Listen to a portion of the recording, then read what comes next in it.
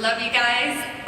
My question is this: there's so many great bands, artists, and songs that are played throughout the seasons of Vampire Diaries, and I'm wondering if you as a cast have input as to who those people and songs are.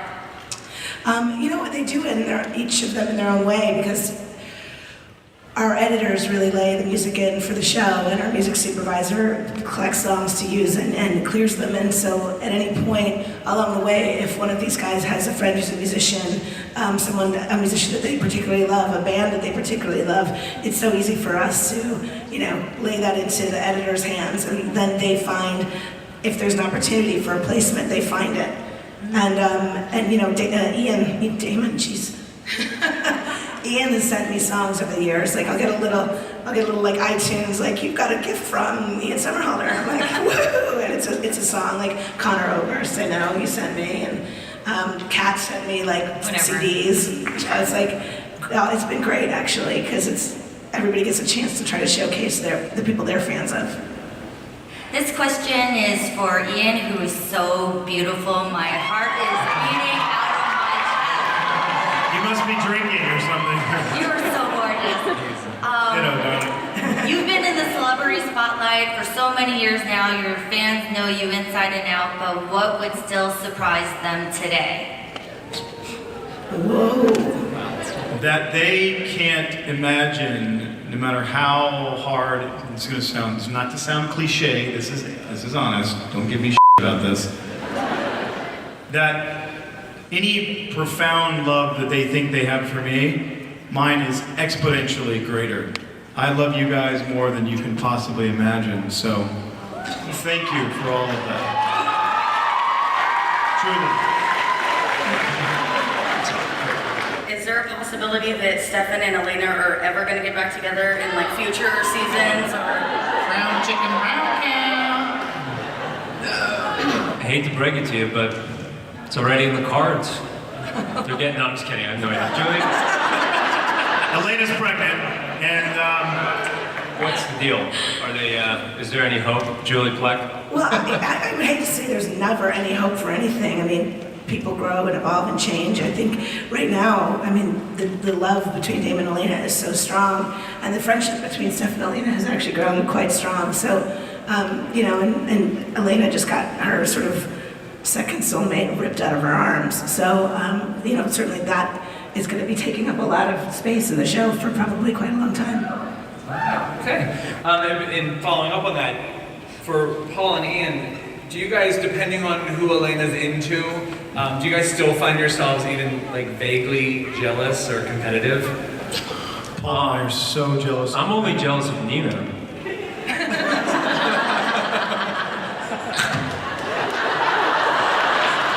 I understand. Paul, we agreed that we weren't going to proclaim our love for one another in public, you idiot. My bad, I feel like the cat's out of the bag.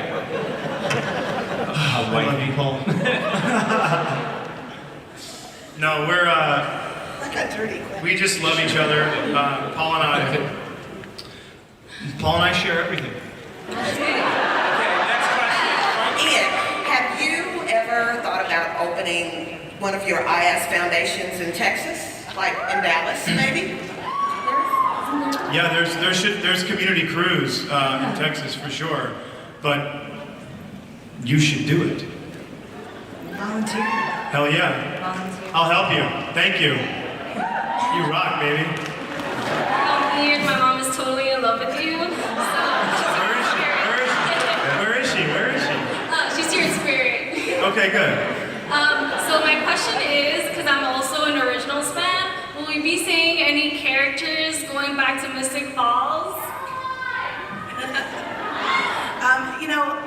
I've been asked to answer this question a lot of different ways, and I've answered it in a terrible amount of ways, but yes, we're always talking about different paths that we could take to bring one character from one show over to the other, because it's fun for us. The universes at one point did exist together, and so we don't want to separate them completely. Logistically, it's a little bit of a nightmare to make work, and so we don't want to make any promises until we know they can happen. So we're talking about stories right now, even as we speak. And if we can make it work, fantastic. And you guys will be seeing the news, sooner than later. And if we can't, you will never know what it was. And you can ask me next year when I cry about how we couldn't make it happen. Speaking of characters possibly crossing over or coming in, you've got some new characters coming in this season that we probably don't want to spoil too much, but there's always that possibility for mixing relationships up. And Kat, do you think that a romance between Jeremy and Bonnie could still exist? Or do you think, he'll be like, hey, there's a new girl in town? Yeah. Right. Dude, you called him. I know. Said, oh, I'm sorry. No, but I'm he's dying. pretty forgiving, right? Don't be mad at me. Click. Yeah. He ran. We did. Bonnie. Yeah, that was and also totally too, cried in that scene. don't forget too that I'm also stuck on the other side with the horniest guy on television. Also true. Also. No, I can't think. Oh, sorry. No. I don't know. I was gonna actually. It's more about Jeremy even because you are stuck on the other, not the other side, but somewhere with what he said. But the interesting thing about Jeremy right now is everyone keeps telling him to kind of move on, and he's like, how dare you? Like, nobody knows what I went through. And nobody else had their girlfriend call them and basically be like, dude, I'm dying today, sorry, peace out, So for Elena and also Alaric as sister and, sort of former guardian and still family, having to deal with him when neither of them can actually enter Mystic Falls is actually complicated because they want to be good, good family and good disciplinarians, but Jeremy, who's sort of like trying to keep his distance, is staying in town. So Alaric, Matt, you have to kind of, step up and figure out a way to. Wait, did we see a weird Elena Alaric Guardian thing? Is that what you're alluding to? Wait, what? What? Elena and Alaric are gonna hook up? Elena, Is that what you just said? That'd be hot. Oh, I call that. Well, actually, Matt, I wanted to ask, because whenever Damon gets back, how's Rick going to feel about Enzo? These two are buddies, and then they're old buddies. That would be a hot hookup. Very territorial. I don't know. You'd be very jealous, I'm sure. I don't know, Joe, how is that going to develop? Denzel Lark. No, I think the beauty of Enzo is I think that he has a way with people and he's got a charm, but he's also got this way of completely pissing people off. And you strike me as the kind of person who would be a little bit sort of like, listen, buddy, I ain't having your English charm, whatever part of England that you're from. Can't really tell. I see through you, buddy. I see. This little stick of yours isn't going to work. I know the set is taking place in Virginia, where I'm from, but I know it's filmed in Georgia, so I was wondering, what is y'all's favorite Southern food? Ooh. I gotta have my grits. The whole table looked at me. I don't know. For advice. I am a foodie. I do like to eat. You can't go wrong with fried chicken. Fried chicken's really good. What's that? I know what that is. That's on It's on Chattanooga. It's right by my house. Yep. Pimento cheese. Yeah. A burger with pimento pretty cheese good. trumps everything else on the planet. Just mac and cheese or just really anything deep fried, but I'll... There's that place, what is it? Mary Mac's? Tea room. Mary Mac's Tea room. There's a place in Georgia, Atlanta, where it is literally, it's a huge place, it's very famous. It is a heart attack just to walk in. So good. And you can just have little bits and pieces and you realize how rich, I'm from New Orleans, man, I know all about rich food. But the Southerners, yes, what people don't realize is you can't have that every day. You will die. Fast.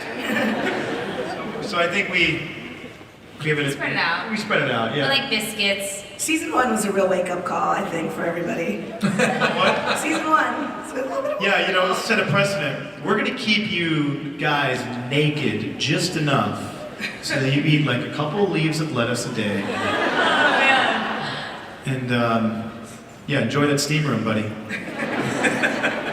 If you had to choose, would you be Team Stefan or Team Damon? That is the most original question I've ever heard. Heard that before. This is really good. What would you think? Oh, me? Do I have by the way, does no one recognize that this woman should not be with either one of these guys? That we have single-handedly Oh, I saw a bunch of killed girls every... with their hand up being like, Family. I'll be with him then. We've killed every person in her family. Everyone in her family's dead. Her house is burned down. She's a wreck. Why do you guys want to abuse this poor woman anymore? I think she should end up with Matt. They can have a nice... Yeah, they can have He's a nice... human, he's handsome, he's not going to kill her. It'll be great. With Matt Donovan? Matt Donovan, for God's sake. She dated him already. He wasn't that good of a guy. Hi. I'm Taylor. Hi, Taylor. Hi, Taylor. Oh, you cried in line. I remember that.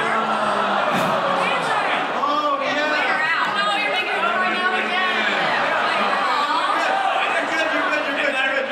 You're good. Keep breaths, keep breaths. Happy because I remembered your name, and now I'm remembering your name again. So you can, it's a There you go. Don't cry, smile. Am I right? I'm not wrong, right? No. Okay, good. She's like, I've never seen you before. Good memory. Talk to us, lady. Come on. Okay, so our question is for Ian and Kat. What was your reaction when you read the script that they were killing you off? First thing I thought was, vacation.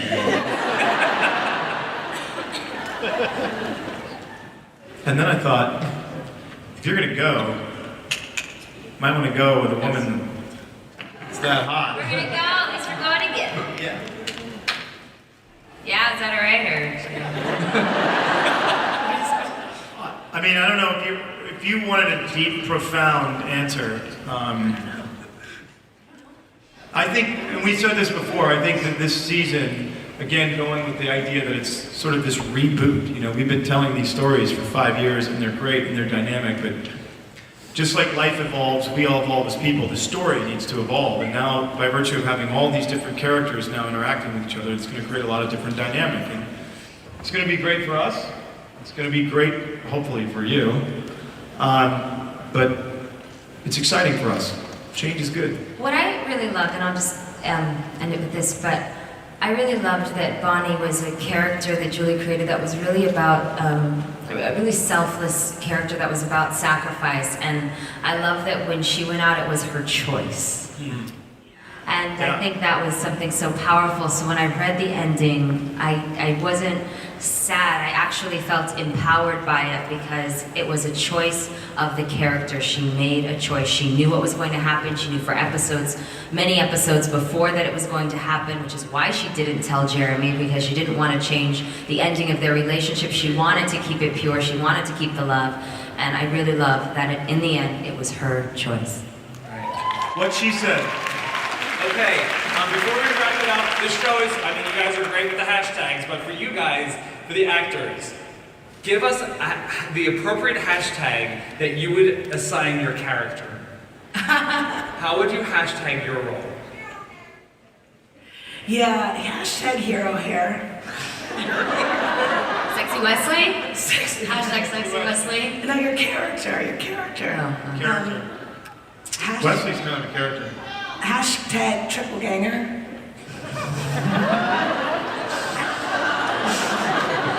Hashtag bourbon. Hashtag bourbon buddy. Yeah. And hashtag fierce. Fierce. Oh, yeah, Just speed that up. It's good. Hashtag thank you. You guys are amazing. Thank you, guys. Now the panel's over. Click here to watch our interviews with the cast of The Vampire Diaries at Comic-Con, and then subscribe, and we'll see you soon.